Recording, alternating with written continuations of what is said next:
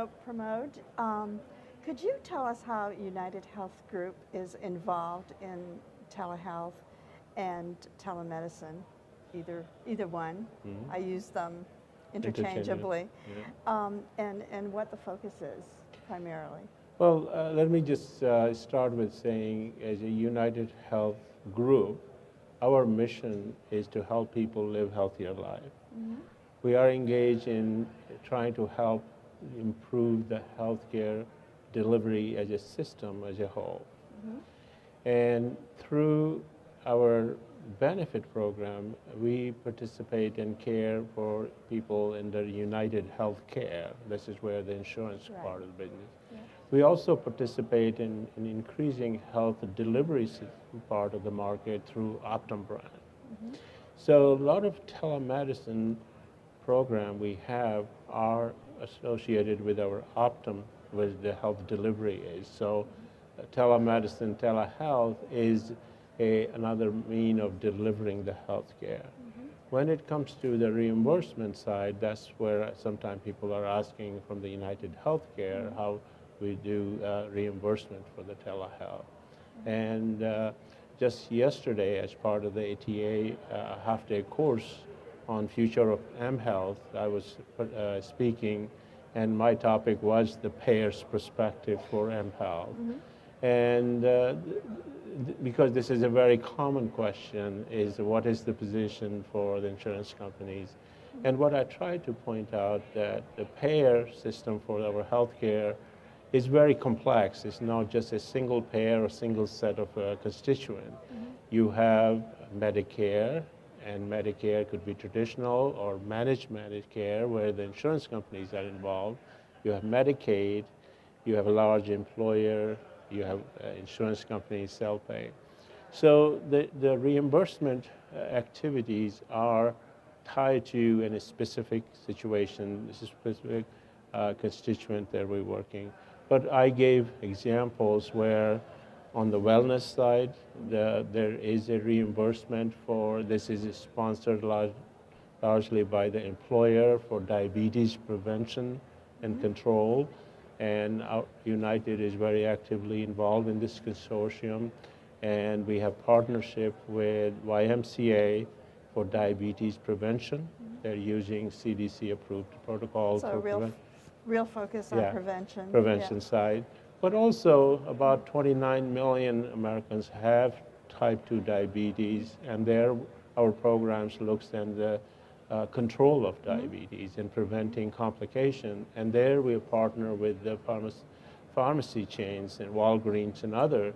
And once a quarter, the member has appointment with a clinical pharmacist, and they go over their performance, and that's a covered benefit paid by some of the employers.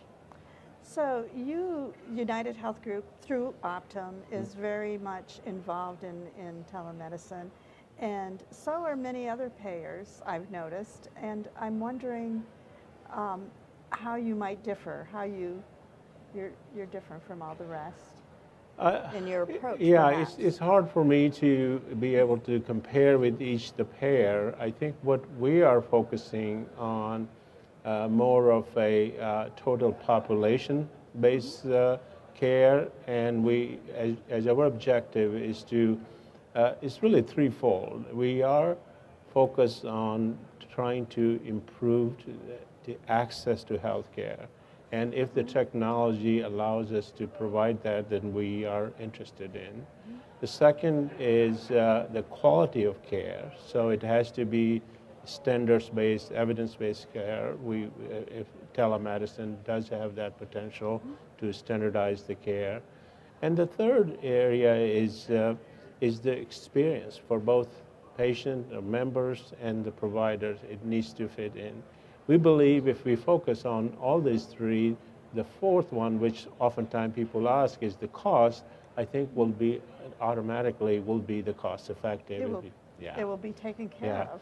So this is how we are focused on, and I think other companies also have, I've read it in bits and pieces, sometimes in mobile health, wellness side, some have a telemedicine aspect of acute care, and some have remote monitoring. So I think in general, it's all of insurance companies as well as CMS through the accountable care, patient-centric home.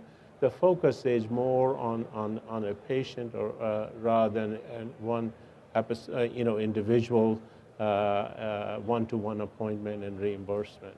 I understand.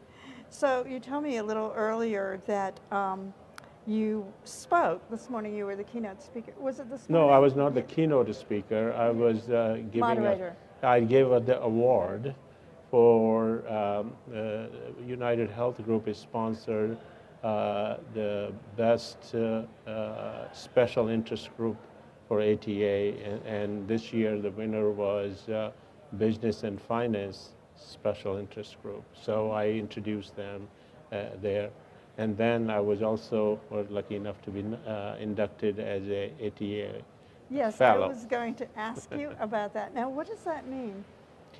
What does that mean on a what does it personal mean to you? level? Let me ask Yeah, you. on a personal level, this is I'm very humble but very deeply honored. This is a very restrictive recognition. At Very any given few point, people. 0.5% of the membership can be selected.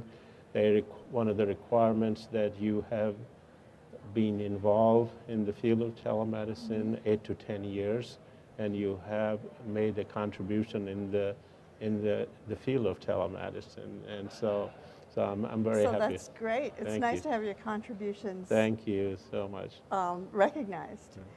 But there was another thing. I was confusing the two, I think, but you did speak at a session, and the session was titled "Picking the Perfect Partner."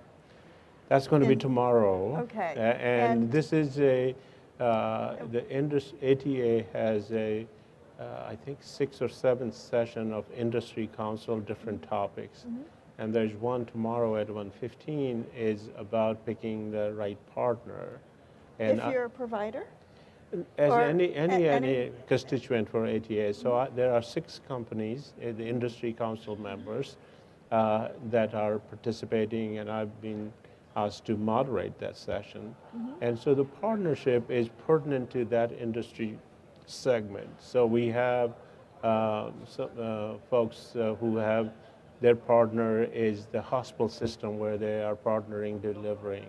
Other company, they are 2 large companies, GE and Intel came in, formed, that's a partnership. So we are discussing different partnership in the ATA, the telemedicine field. For us in United Health Group, we have several strategic partners. One of the one probably people know most, our partnership, long-lasting partnership with AARP, where we, under exclusive insurance for Medicare, they are using that program. But also in our Optum group, we have several strategic partnerships.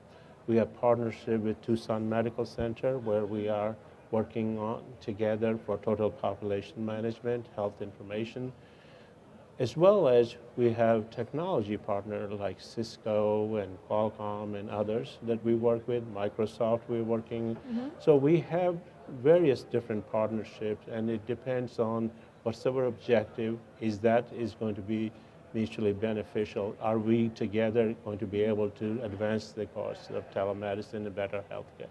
So you have a lot of experience in forging partnerships, and I know that each is different, and you'd have to tailor them in a certain respect. But is there one factor that is top of mind that you really that we should all consider in forming partnerships?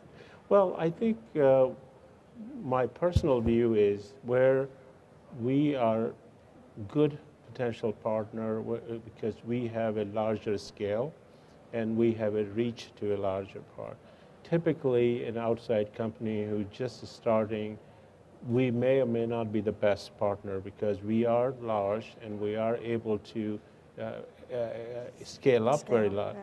But at the same time, we do have to follow certain procedures and guidelines, and as much as our whole leadership of the company is looking on innovation and streamlining, nevertheless, there are more steps to to follow than a typical startup would be. So our ideal partnership would be where they have done some proof of concept, now is ready to actually pilot and scale up. We have the resources that we can You're expand it with. ready to go. Yeah. that's it. Okay. Thank you. Thank you very much. Thank you. Thank you.